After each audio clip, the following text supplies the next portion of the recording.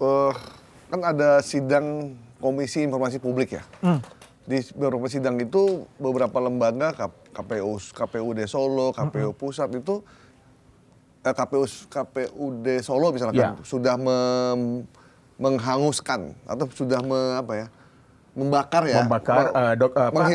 dokumen yang menjadi persyaratan. Ya, itu kan sudah diralat oleh KPUD. Enggak. Hal-halnya itu enggak, yang katanya undangan atau apa aja. Tapi kalau yang penting ini enggak ada kok mereka. Buktinya apa? Orang mereka mendapat kopinya kok yang dilegalisir. Terbantahkan kan semua. Ya itulah framing-framing yang dibuat untuk membuat suatu berita yang sehingga ya atau namanya membingungkan masyarakat. Biar masyarakat berpihak kepada mereka. Sedikit-sedikit itu terbantahkan semua. Bang Andi kapan terakhir ketemu Pak Jokowi, Bang? Sebulan yang lalu. Apa yang disampaikan Pak Jokowi, Bang? Ya banyak, kita diskusi. Kalau dia itu nggak perlu diskusi ijazah atau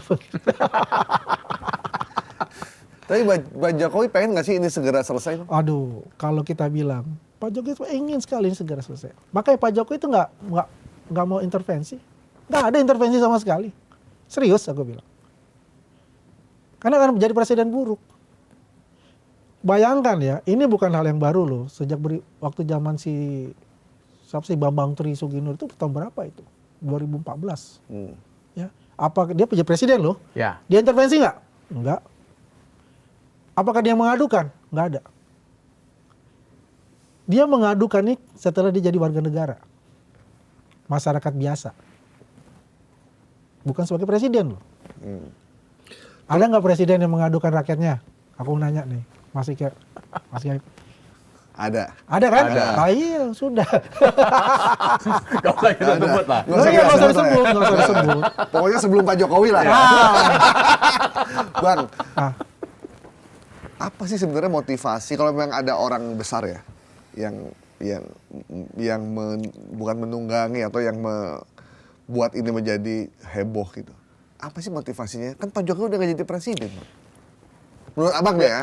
Akhirnya isu ini menjadi abadi loh, Bang. Iya. Ini kura-kura dalam perahu nih. Jadi gini, Pak Jokowi itu sasaran antara. Bukan sasaran sebenarnya. Sasaran utamanya itu bagaimana mengacaukan pemerintahan Prabowo Gibran.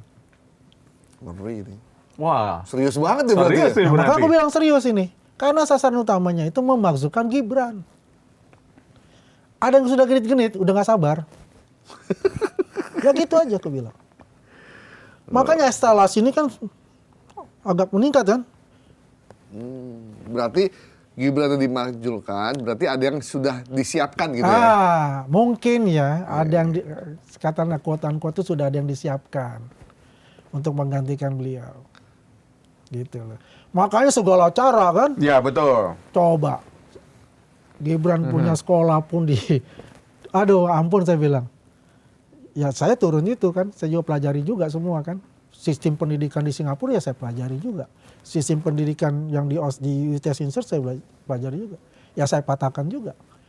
Kan tiba-tiba muncul yang namanya Subhan Palal itu. Ya kemarin sudah kalah tuh.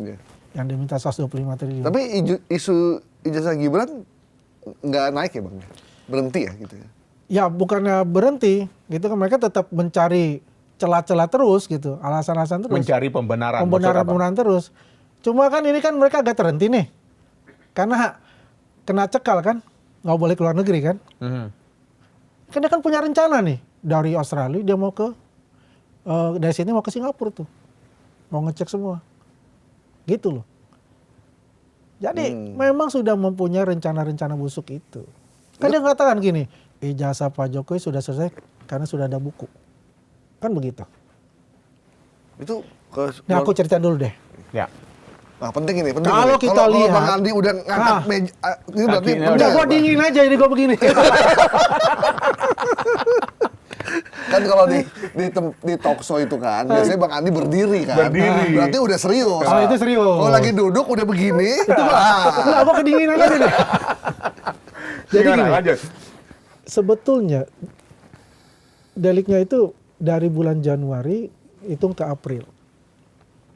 Ya. Januari tahun 2025. 2025 ke April. Kan 30 April Pak Jokowi melaporkan. Disitulah banyak sekali berita fitnah hoax adili Jokowi, gantung Jokowi di situ. Ya, bukan dari April ke depan nih. Dari situ. Startnya April tuh ya? Ya, startnya dari Januari ke April itu diadukan itu. Ya istilahnya, ya sebagai warga negara bagaimana sih kalau di downgrade terus, keluarga diinin terus, padahal beliau ini sudah selesai, sudah step down, dan juga masyarakat juga sampai sekarang kan banyak datang ke rumah beliau, mencintai beliau kan. Ya. Kenapa diginiin gitu? Oke. Sampai situ, kemungkinan nih, kaget mereka nih diaduin kayak gini. Padahal kan mereka sudah pernah tuh. Itu jejak digital nggak bohong lah. Dia mengatakan, ini si Roy Surya nih, adukan saya kalau berani, kan begitu. Ada tuh jejak digital. Nah, setelah diadukan, bikin strategi mereka. Yuk kita bikin buku sebagai ilmuwan. Bikinnya Jokowi White Paper itu kan. Cepat kok dikebut kan. Agustus dia launching itu. Ya. Kemudian terbit buku kedua. Wah, ada bilang 700 halaman. Ya kalau pakai chat GPT sih gampang aja. Ya kan? Kan begitu. Isinya apa juga? Apakah sesuai dengan kaidah dari ilmiah? Karena untuk mengaku risetnya ilmuwan. atau apa? Karena ilmuwan? Tidak ada. Di mana tidak adanya? Apakah mereka mempunyai sertifikasi keahlian sebagai seorang ahli digital forensik yang diakui oleh nasional maupun internasional? Nol. Ada bukti itu? BNSP nggak pernah terbitkan. Apakah dia masuk di digital asosiasi digital forensik? Nggak ada. Malah dia yang menjelek-jelekan asosiasi digital forensik itu. Kemudian Roy Suryo mempunyai nggak sertifikat sebagai ahli telematika? Dari BNSP? Nol. Di mana katakan ilmuwan itu? Kalau kita bicara telematika, kemarin dia tampilkan, oh, ini saya punya SK dari kementerian.